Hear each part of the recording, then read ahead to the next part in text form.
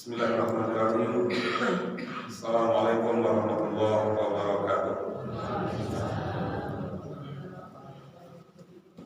Alhamdulillahilladzi ahyana ba'da ma amatana wa ilaihin nusyur. Asyhadu an la ilaha illallah wahdahu la syarika lah. Asyhadu anna Muhammadan abduhu wa rasuluhu la nabiyya ba'dah. Qala Allah ta'ala fil Qur'anil Karim. A'udzu billahi minasy syaithanir rajim. Bismillahirrahmanirrahim. Ya ayyuhalladzina amanu idza qumtum ilas shalah faghsilu wujuhakum wa aydiyakum ilal marafiq wamsahu bi ru'usikum wa arjulakum ilal ka'bayn wa in kuntum junuban fatahharu wa in kuntum marda aw ala safarin aw jaa'a ahadun minkum minal gha'id aw lamastumun nisa falam tajidu ma'an fatayammamu sa'idan thayyiban famsahu biwujuhikum wa aydikum minhu ma yuridu Allahu liyaj'ala 'alaykum min haraj walakin yuridu liyutahhirakum wa liyutimma ni'matahu 'alaykum wa la'allakum tashkurun. Shallallahu alaihi wasallam. Pertama kita bersyukur kepada Allah Subhanahu wa taala. Alhamdulillah telah selesai melaksanakan salat subuh berjamaah. Kemudian insyaallah seperti biasa selesai sembahyang subuh kita akan lanjutkan dengan pengajian subuh Jumat. Kemudian salam kita mohonkan kepada Allah Subhanahu wa taala semoga tercurah buat arwah Nabi kita besar Muhammad sallallahu alaihi wasallam.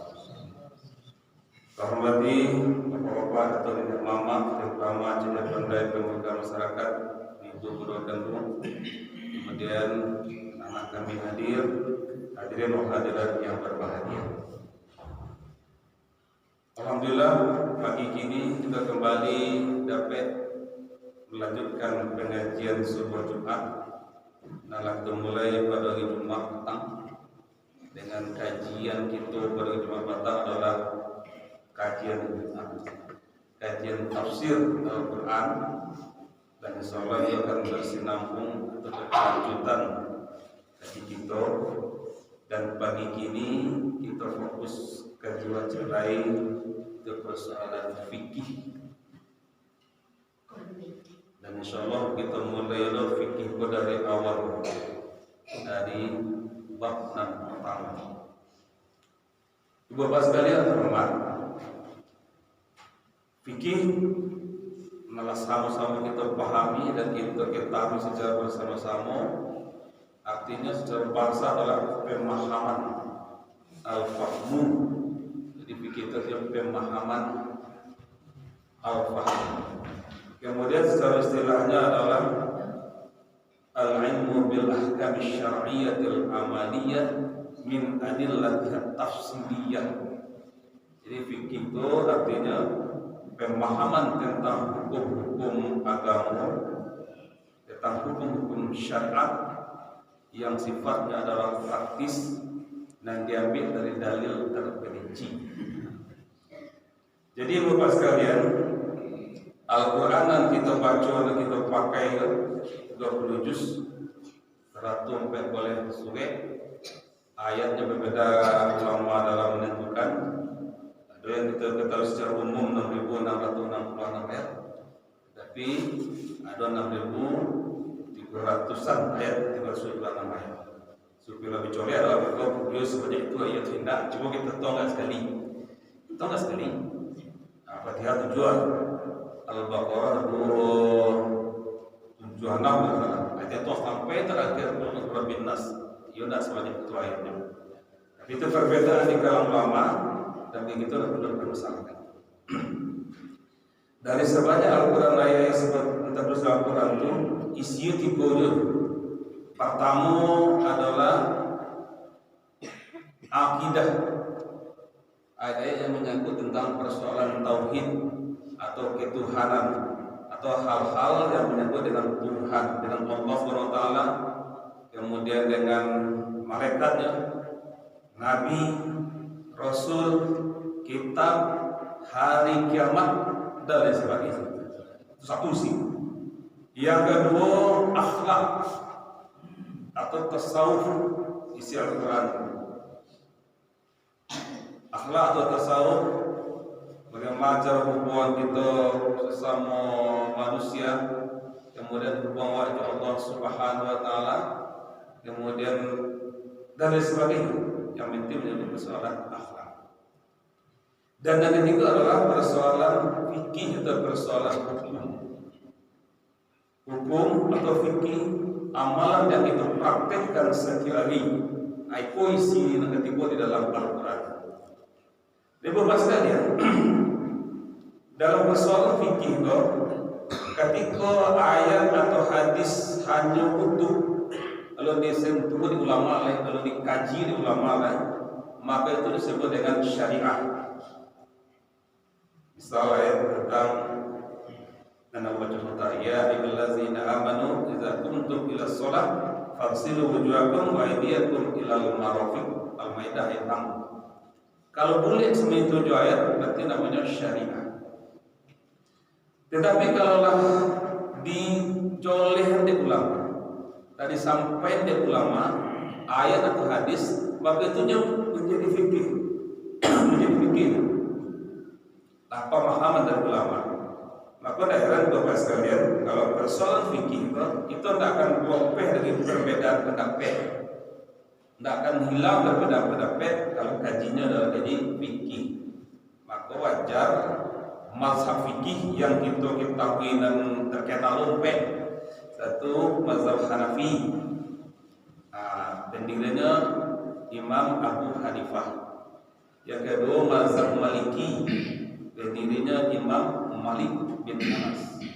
Yang ketiga mazhab Syafi'i, pendirinya Muhammad Idris As-Safi'i. Yang keempat mazhab Hambali, pendirinya adalah Imam Ahmad bin Hanbal. Jadi empat mazhab fikih itu kini berkembang di Indo, walaupun ada mazhab-mazhab lain atau mazhab Zahiri, Daud Zahiri pendiri, kemudian Syiah dan sebagainya. Kemudian Bapak sekalian, dalam kajian fikih itu banyak pembagiannya di ulama. Pertama yang menyangkut persoalan ibadah itu, mulai dari jagololot sampai lolot balik. Itu yang menyangkut dengan persoalan ibadah, maka disebut dengan namanya fikih ibadah. Kemudian ada yang menyangkut dengan persoalan ekonomi, tata cara kita berinteraksi atau saling memenuhi kebutuhan kita sesama awak. Maka itu disebut dengan fikih muamalah.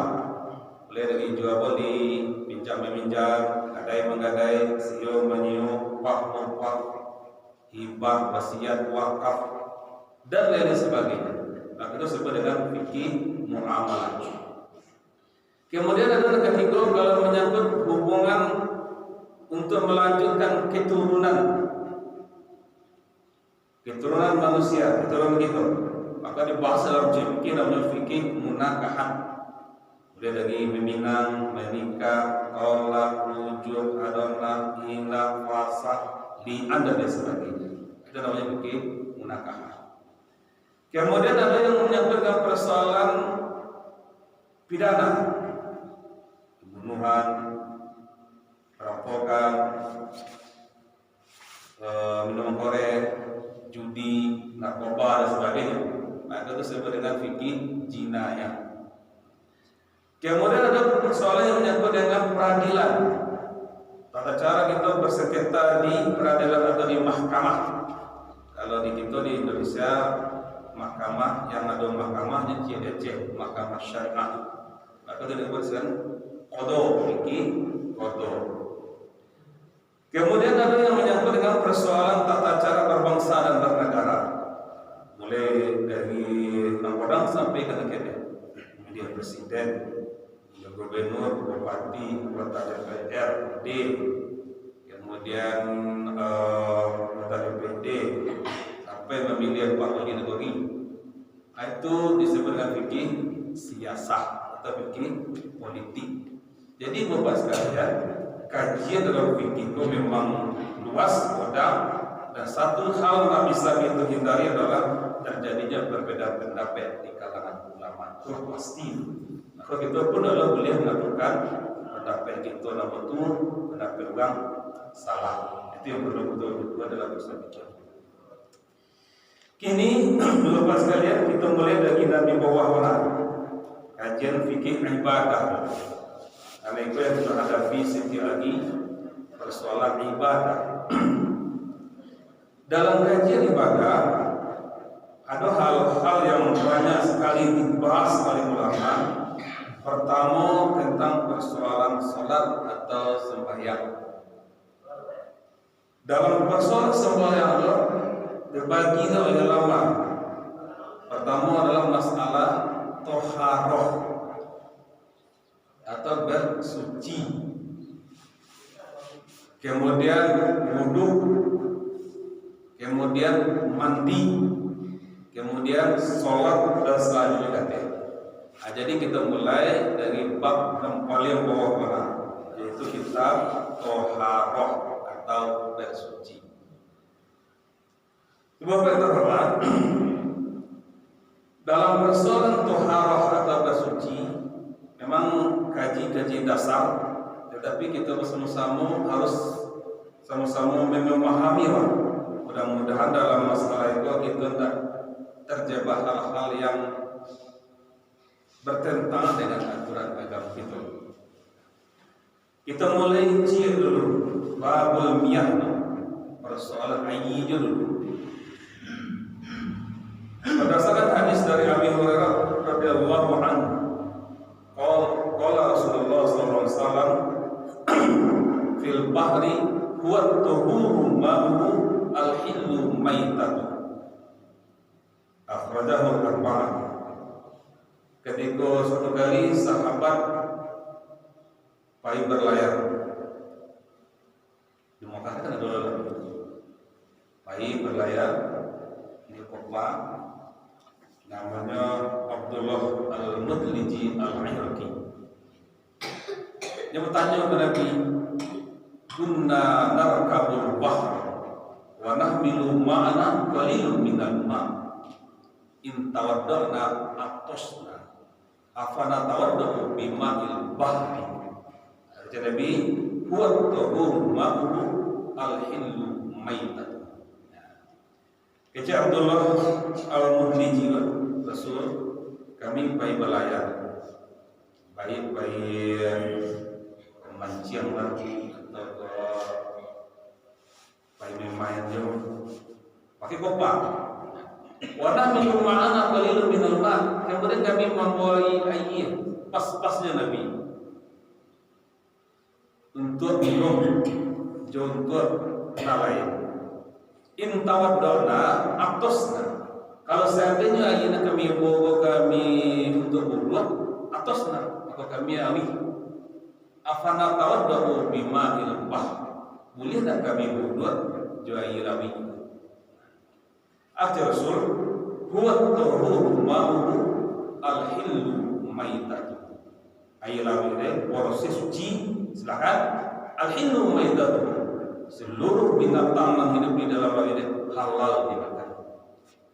Nah, jadi bapak sekalian, berdasarkan hadis Nabi pertama dari Abi Hurairah yang diriwayatkan oleh Al-Arba'ah, tapi disebut kita satu air lawi suci, hillu maitatu, halal binatang hidup di dalam itu sesuatu selama tidak ada hal-hal yang bertentangan dengan syariat.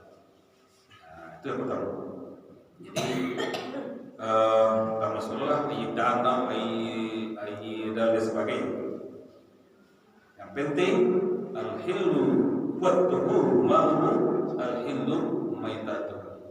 Bersih airnya, suci airnya, halal bangkai atau binatang yang hidup di dalam laut ini selama ada yang mengharamkan. Kemudian Bapak sekalian, berdasarkan itu juga hadis dari Abdullah bin Umar radhiyallahu anhu qala Rasulullah sallallahu alaihi wasallam idza kana al-ma'u qullataini lam yakfihi al-khabas fi lafdhin lam yanjus.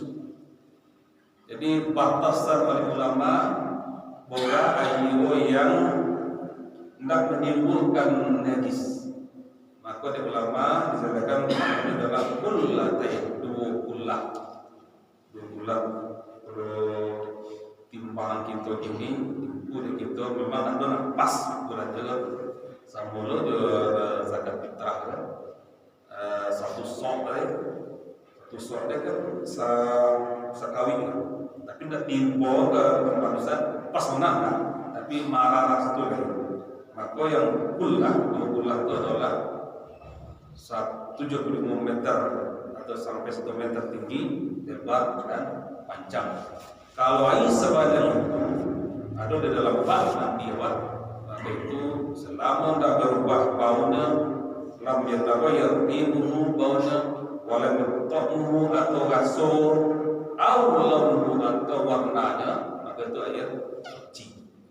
Nah, jadi itulah Bapak sekalian persoalan air yang pertama. Kemudian di dalam aturan air juga itu menyangkut persoalan hadas. Kalau menyangkut persoalan najis, ini ada hadas, ada najis. Membersihnya sama-sama juayi utang. Kalau hadas, segala sesuatu yang melarang kita untuk tidak bisa sembahyang, kecuali kalau dibersihkan juayi. Baik dengan hadas kecil maupun hadas besar. Kalau hadas kecil dua dihilangkan. Kalau hadas besar dia mandi dihilangkan. Tetapi kalau najis enggak. Kalau najis wujudnya nampak awak. Kalau hadas enggak nampak wujudnya. Awak berhadas enggak nampak gitu.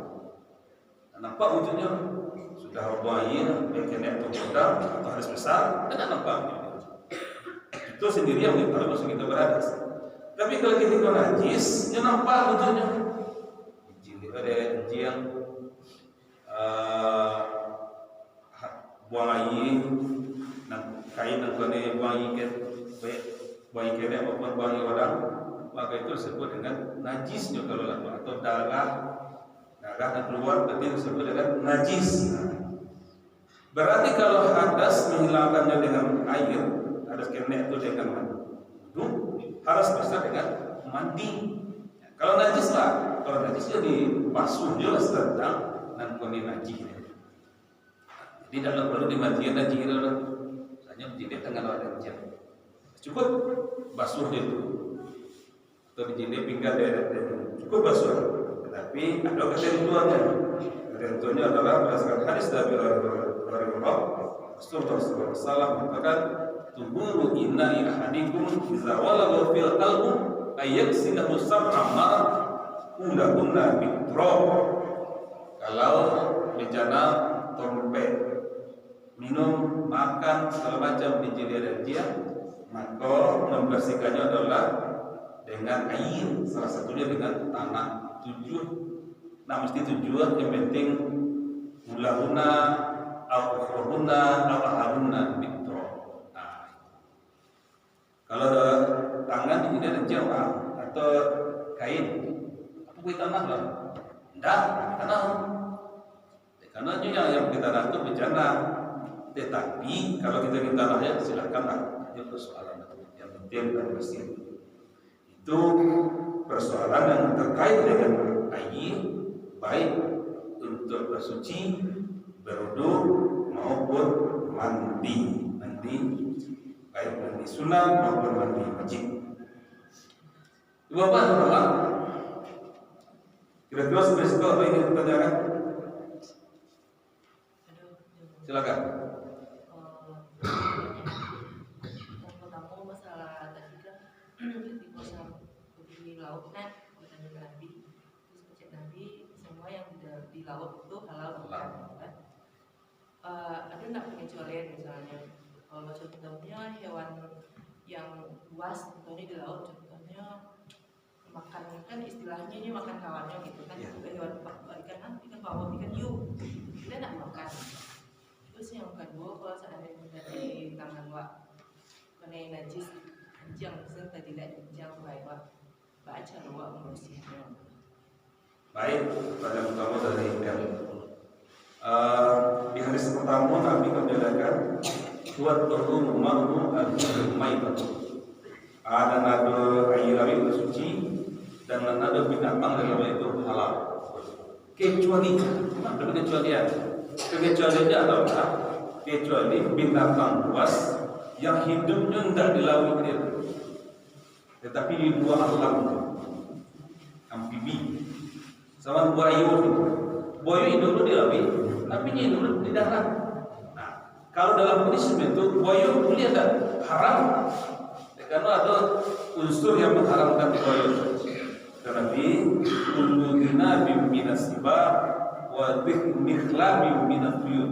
Setiap binatang dan bahasanya, setiap unggih dan burung dan bercakap, maka itu haram untuk dikonsumsi. Berarti kalau binatang yang di laut itu tidak memang di situ hidupnya, situ hidup, situ makan, situ lolo, kalau di keluar mati berarti halal. Tetapi kalau yang alam semesta, kalau ada ciri-ciri pakai sayang di binatang itu sebagai buaya, makanya menjadi haram. Jadi tidak seluruh yang di laut itu yang halal maksudnya yang hidupnya di laut itu. Kalau buaya kan di buaya namanya. Ini nomor binatang yang hidup Allah, al-barr ma'i. Tapi selamanya hidup di laut, baik ikan nanam ikan hiu itu halal. Karena ikan hiu itu kan di laut itu apa belum. Tapi kalau lagu haram itu menjadi mati, menjadi haram. Tuh, berarti binatang yang di laut itu halal. Pertama, hanya memang hidupnya di laut. Yang kedua, dari segi kesehatan tidak ada yang menyebabkannya membahayakan ke manusia. Nah, kalau membahayakan ke manusia, mana namun kedawet kubur itu kan membahayakan manusia. Nah, kalau mereka belum di laut itu haram juga. Jadi ad-darar yang membahayakan. Kemudian itu pertama. Jadi ya hawa itu hanya binatang yang hidup di laut, mencari makan di laut, kemudian lolos di laut. Tapi kalau haram ada unsur atau kriteria binatang buas, makanya haram. Bedanya penyu atau ada masalah kapur penyu kan hidup di dua alam, tapi dia tidak, tapi dia tidak puas lah. Maka halal. Kita di pantai Patang banyak yang menjual telur penyu, boleh itu dikonsumsi. Kemudian yang kedua adalah baca kalau seandainya kita dijilid tangan, kaki atau kain dengan anjing, baca membersih saja. Aku dan bibi berdua ini bumbu silahkan bumbu, tapi sampai ada tinggal. Pertama, ketika yang dijilid itu tangan, kaki atau kain, maka cukup kita membersih saja. Basuh je air, bagi pakai sabun, pakai rinso silakan. Tetapi kalau yang dijilid itu adalah hal yang terkait dengan tempat makan, tempat minum, tempat masak, tempat konsumsi, itu yang dimasuk juga, tetapi harus pakai tanah salah satu itu. Baik di pertama tanah ataupun di terakhir dan tanah, terserah, yang penting ada unsur tanahnya di kita. Tetapi kalau yang selain itu, macam basuh je lah, tangan tidak, sudah. Pengen tanah lah, silahkan juga. Karena lafaz hadis menjolehkan iza walau fil qalbi inna ahadikum aghsilu sab'a marrat lakunna biturab. Yang pakai tanah, yang wajib pakai tanah itu adalah kalau yang jadi itu sampai minum, sampai makan, sampai bersampah, sampai konsumsi dakwah itu wajib pakai tanah. Tapi kalau yang selain itu tidak wajib pakai tanah. Tapi kalau kita ingin tanahnya wajib lah. Itu persoalan itu tinggalnya alih. Yang penting lebih itu wajib. Bisa kesampaian, bisa kita kalau subuhi dia pasluh ya kita tanah apa yang tanah. Yang penting bagi kita yang hobi berhubung atau berwarna anjir itu kita hati-hati. Pertama kalau bencana dan tidaknya suap kita tanah. Kalau tangan kait semacam basuh itulah dia ini. Tapi kalau kita tanah sepakat.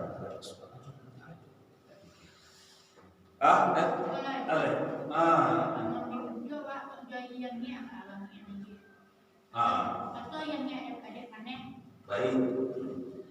Boleh tak kita berwudu juaiyahnya? Hukum asal boleh. Namanya ayat musyammas. Tapi jangan ayatnya mana. Boleh yang mana mengulkan. Jadi secara hukum asal namanya ayat musyammas. Musyammas itu ayat yang tercahaya orang. Kan ayatnya. Boleh tak? Oh, selama lain tak ada najis itu. Tidak ada hal yang berusaha air. Biasanya pagi subuh dingin duduk dari subuh pagi. Jumat dingin duduk dari matahari. Bila dengan air. Tapi dia nangis pelan. Nah, dia nangis yang lebih dulu. Apa boleh tak? Boleh. Tidak ada masalah. Pokok saling nangis. Alay, namanya air musyammas. Ya. Mungkin ibadah. Ada namanya kapan kalau waktunya sholat fajar terlakukan ataukah sudah selesai ataupun sudah selesai. Lanjutnya mencoba kalau kan itu akan tukar dalam hari malam itu tidak kira kalau mungkin sudah tiba-tiba saja sholat fajar. Baik. Persoalan sholat fajar. Salat fajar itu luas sekali ya. Dan dalam hadis yang sahih Rasulullah SAW menyampaikan, "Raka'atul fajri khairun minad dunya wa ma fiha." Salat fajar lebih kodang mempunyai dari dunia Allah segala isi. Itu salat fajar. Kemudian mana salat fajar itu sekali? Kalau dikatakan salat fajar itu adalah yang disebut dengan rakaat fajar tadi, berarti salat sunnah qabliyah sebelum subuh. Maksud waktu subuh, kemudian selesai apa? Nah begitu sebelum sholat subuh, atau dia sunahkan sholat sunat. Itu namanya sholat sunat fajar. Karena betul subuh itu kan fajar. Nanti fajar sidik lah tiba masuklah waktu subuh. Jadi sholat sunat fajar. Tetapi dalam lain hadis Nabi menentukan sholat subuh itu sholat fajar itu namanya. Sholat subuh itu. Sholat subuh itu namanya sholat fajar itu. Dalam bahasa lain. Nah, membedakan baik itu mana sunat fajar, mana sholat fajar. Kalau disebut dengan rakaat al-fajr khairun minad dunya wa fiha, berarti itu sunat fajar. Sunat sebelum subuh, sebelum sunat qabliyah, sebelum subuh. Tetapi kalau disebut dengan sholat fajar, memang sholat fajar itu hakimis sholat dari dulu syamsi ila ghasaqil laili wa qur'an al-fajr. Wa qur'an al-fajr adalah sholat subuh. Jadi jangan sampai ragu-ragu oleh kalau sholat sunat sebelum subuh namanya sholat fajar atau sunat qabliyah. Sholat subuh ada namanya di ulama sholat fajar. Persoalan kedua adalah nanti habis satu juga ketika masuk subuh itulah sholat subuh itulah sholat fajar. Tetapi kalau masuk subuh lain mestinya jiwa baru berarti masih waktu sholat malam. Masih waktu sholat malam. Misalnya uangnya tim setengah lima atau 5 ibu-ibu terjaga segala macam, maka boleh ambil sholat sunat tahajud boleh. Ada bersolat tahajud. Tambah lebih kau witir. Ya karena sholat beda sholat sunat tahajud dan sholat sunat malam. Kalau sunat malam sholat sunat dapat dibawa secara umum. Tetapi kalau tahajud persyaratannya kita lolong dulu. tajak loro kamu sholat tahajud dah. Makanya sholat tahajud itu adalah as-salatu ba'da al-maum. Sholat yang dilaksanakan setelah loro. Tapi kalau tidak loro itu tidak tahajud. Sholat malamnya namanya qiyam lail.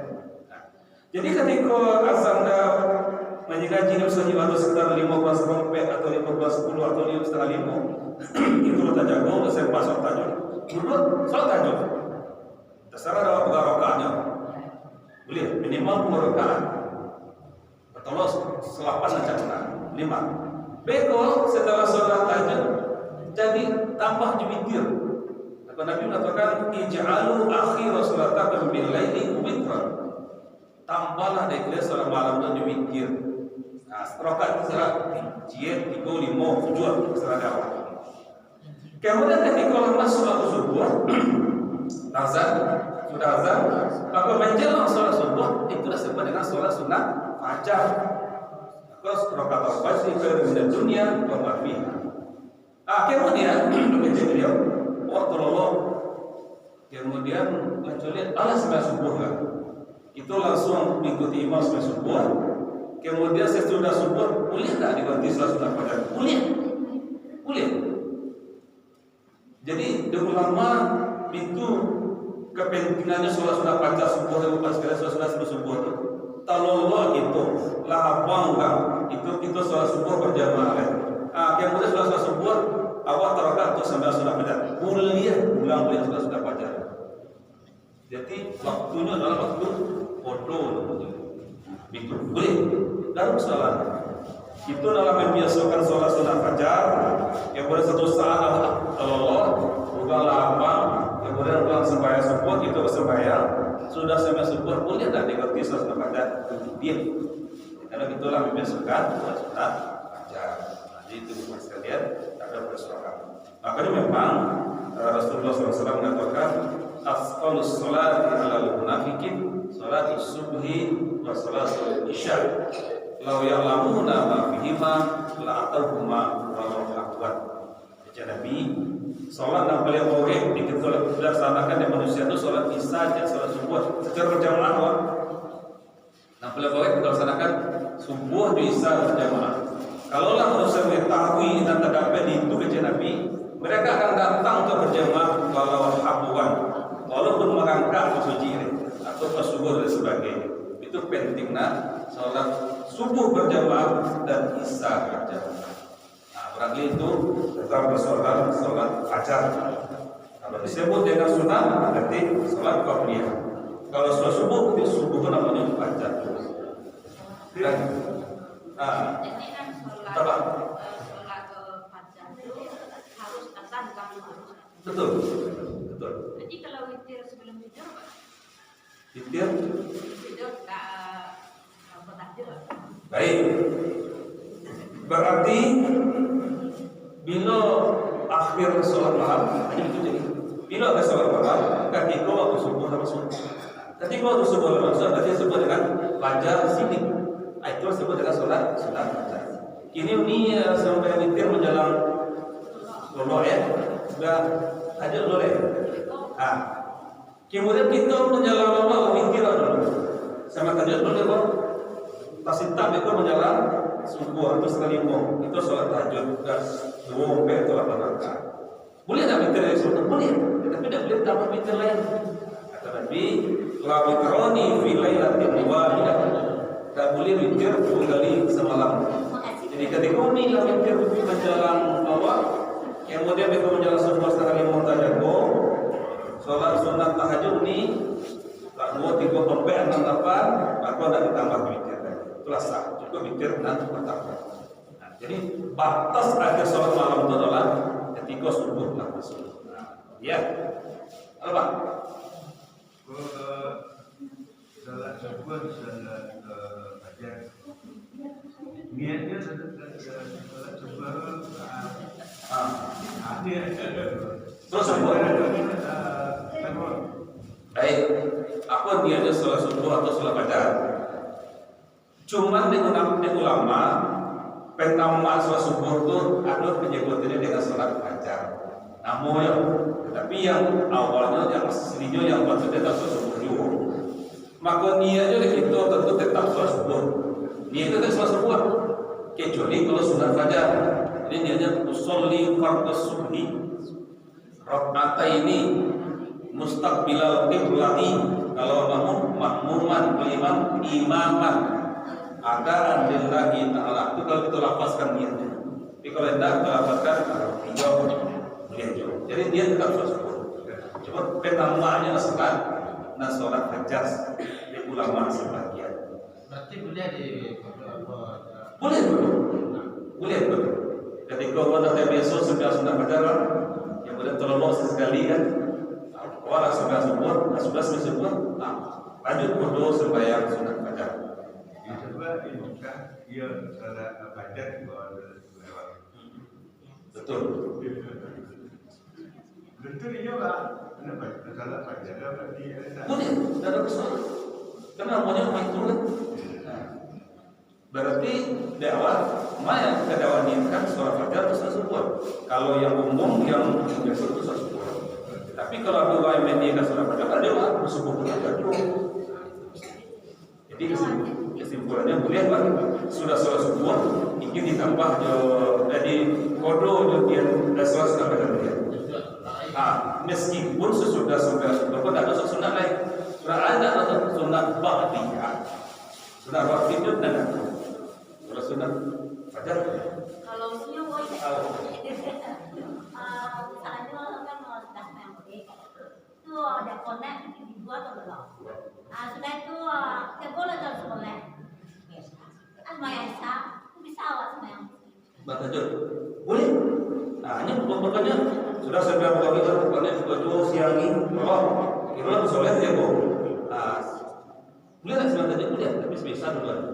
Sudah semesa, kita lanjut sembilan tajuk. Kemudian tambah masjid boleh, tak ada masalah.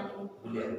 Ya sholat tajuk itu membuat tajuk itu artinya as-sholatu nafilah ba'da. Kalau sholat sudah sesudah Allah dulu, lalu tajuk namanya. Tapi kalau tak Allah harus sebiang malamnya kiam ayo. Jadi kan awak datang lambat semayang itu anu deh pak. Nama Allah. Nampak dia lihat tinggal tu. Kalau senang kan itu deh. Saya subuh contohnya kata lambat orang dan kalau nggak bunyi sunyi dan segala macam ada itu tujuh. Betul betul gitu sampai lah gitu. Saat Tuhan. Tuhan tunjuk ibu. Ale. Sudah. Soalnya nggak bisa dong. Mesti banyak sholat dulu. Deh. Kita Awak ini terus sekarang kan kalau kita ada mulai ada di situ mana di sana. baik. Pertama ada di Bandung, hingga sembahyang boleh tak di kodok. Itu. Kapan nak tinggal sholat dulu? Ketika gadi-gadi dulu ya, ketika bucang-bucang dulu. Ketika belum kue tiba leh. 2000 sampai Tinggal sembahyang. Boleh tak diikuti? Boleh. Jadi berdasarkan hadis dari Aisyah radhiyallahu anha. Aisyah pertama tanya ke Nabi, kami sampai kami enggak, puasa kami enggak. Baca oleh Nabi, baca Nabi, Aisyah kunna umaru bi qur'ani wala umaru bi qur'ani shalah. Kami hanya diperintahkan untuk mengkodok puasa, tidak untuk mengkodok sembahyang. Itu hadis mana tu? Itu berarti berdasarkan hadis dari Aisyah. Yang diperintah Nabi hanya kodok puasa, bukan kodok salat. Kemudian, kalau seandainya ketika sembahyang itu lama-lama tinggal, kemudian kuliah tak kita korobek sengaja meninggalnya atau menupos macam, maka itu boleh kita kodok. Karena memang Rasulullah SAW pernah sekali sembahyang dari Yazid bin Aswad namanya. Sembahyang jamaah. Kemudian ada dua orang anak sembahyang dipanggil Nabi, Haji'a bihima tertunggu faroi surah. Kecil Nabi, ada menyebut pilihan dan sembahyang sama jo kami berjamaah. Ada je sabar ke musolli fi biharina. Kami dah sudah sembahyang Nabi. Sudah sembahyang. Kecil Nabi, fala taqala jasmi itu pilihan. Insaituma summa adraktul imama lam yusalli fasalliya innaha lakuma nafila. Jadi kata Nabi, kalau meskipun kita sembahyang pada di rumah semacam ibarat kita pergi masjid nampak sembahyang berjamaah, maka sah itu masuk ke bergabung salat jemaah. Misalnya semua sudah sembahyang maghrib masjid atau semisal, bibi kita saja lihat masa sembahyang itu baru, maka kita gabung. Kalau semisal baru kali itu, maka yang pertama itu wajib, kedua sunnah. Apakah berdasarkan itulah Rasulullah SAW dan berdasarkan hadis Nabi itulah uang yang 2 kali sembahyang wajib maka dikatakan sah. Persoalan sembahyang itu Rasulullah boleh tak? Boleh. Ketika kita nak terkena sembahyang lain, tetapi iza nasita fazakarta wal yusolli iza lakarta. Kalau kamu lupa kemudian kamu ingat, kau sembahyanglah ketika sama sebut adalah waktu itu Nabi waktu itu baru tak jago, maka kuliah sembahyang lain ketika waktu Nabi tadi. Berarti kesimpulannya adalah kuliah tak mengkodok sembahyang